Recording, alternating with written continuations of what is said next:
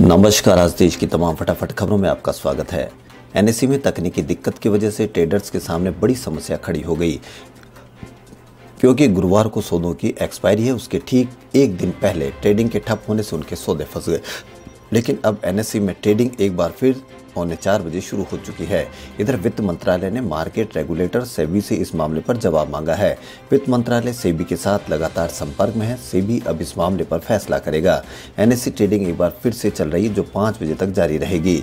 सुबह 10:15 बजे के करीब एनएसई में तकनीकी खराबी आ गई थी, जिसके बाद इंडेक्स में अपडेट होना बंद हो गया था। इसे देखते हुए पहले तो सुबह 11:40 पर एनएसई ने फ्यूचर एंड ऑप्शन में ट्रेडिंग को बंद कर दिया।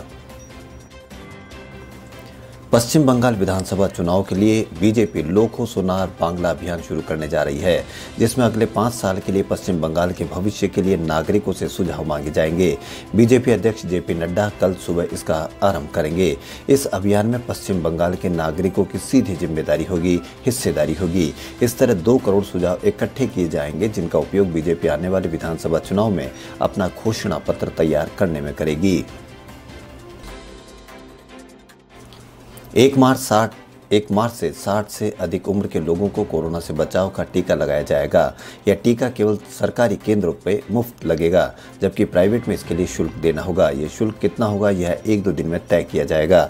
यह बात केंद्रीय मंत्री और बीजेपी प्रवक्ता प्रकाश जावड़ेकर ने बुधवार को कैबिनेट की ब्रीफिंग के दौरान दी। उन्होंने बताया कि ऐसे करीब 10 करोड़ लोग हैं। 10,000 सरकारी केंद्रों में टीका दिया जाएगा। जावड़ेकर ने बताया कि पीएम नरेंद्र मोदी की अध्यक्षता में आज हुई बैठक में 3 महत्वपूर्ण फैसले हुए और एक पर चर्चा हुई। कोरोना को लेकर देश ने एक सफल लड़ाई लड़ी है और अन्य देशों के मुकाबले हमारे यहाँ मौत भी कम हुई है। उन्होंने बताया कि 1 मार्च से 60 साल से ज़्यादा और 45 वर्ष से ऊपर ऐसे लोगों का टीकाकरण अभियान शुरू होगा।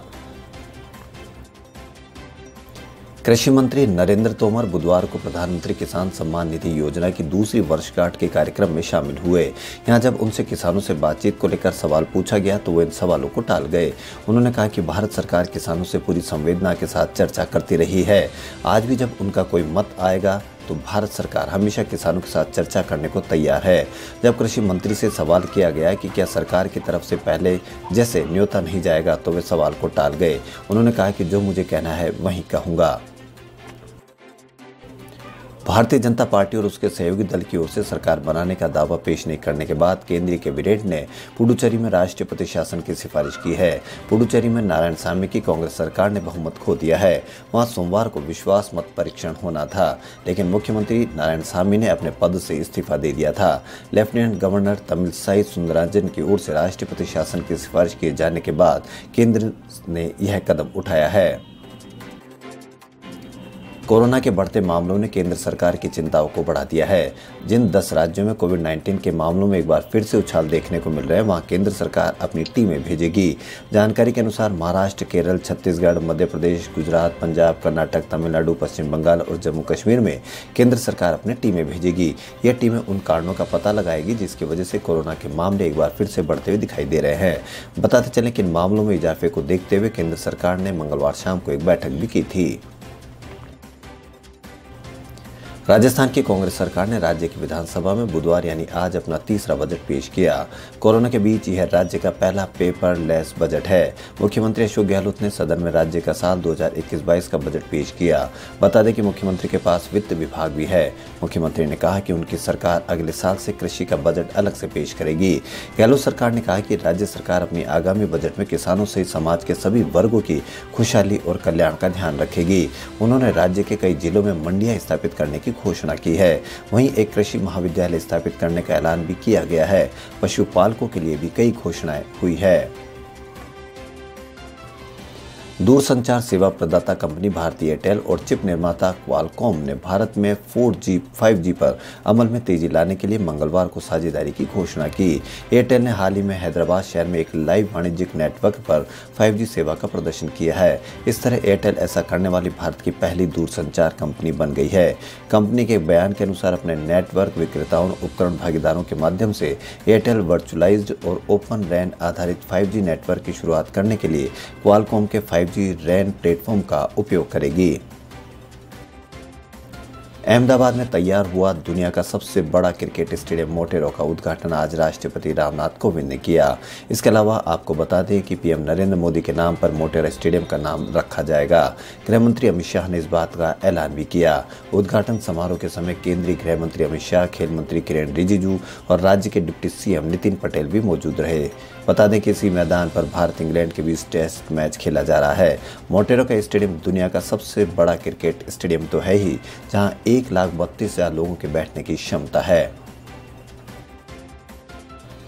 भारत में पिछले 24 घंटों में कोविड-19 के 13,742 नए मामले सामने आने के बाद देश में संक्रमितों की कुल संख्या बढ़कर 11,30,01,76 हो गई है। इनमें से 1.7 करोड़ से अधिक लोग संक्रमण मुक्त हो चुके हैं। केंद्रीय स्वास्थ्य मंत्रालय की ओर से बुधवार सुबह जारी आंकड़ों के अनुसार 104 और मरीजों की मौत के बाद मृतकों की कुल संख्या बढ़कर 1,56,567 हो गई है। आंकड़ों के अनुसार कुल 10,726,702 लोगों का संक्रमण मुक्त होने के साथ ही देश में मरीजों के ठीक होने की दर बढ़कर 97.25% हो गई है।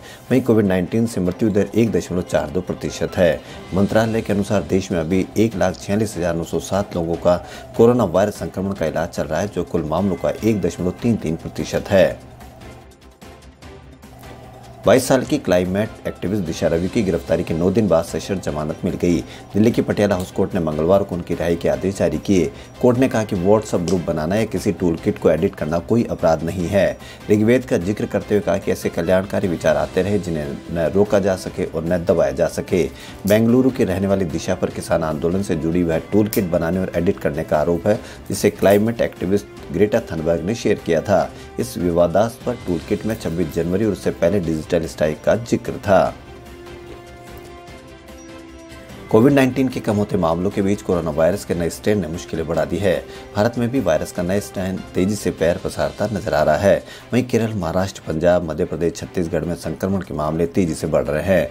राज्यों में बढ़ते मामलों को देखते हुए रेलवे भी अलर्ट हो गया है। फिलहाल पैसेंजर ट्रेनों के लिए यात्रियों को इंतजार करना पड़ सकता है।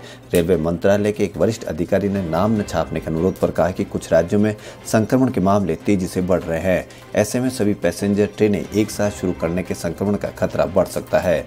राज्यों में हम लगातार चर्चा कर रहे हैं। बढ़ते संक्रमण के कारण राज्य अभी पहले की तरह ट्रेन सेवा शुरू करने के पक्ष में नजर नहीं आ रहे हैं।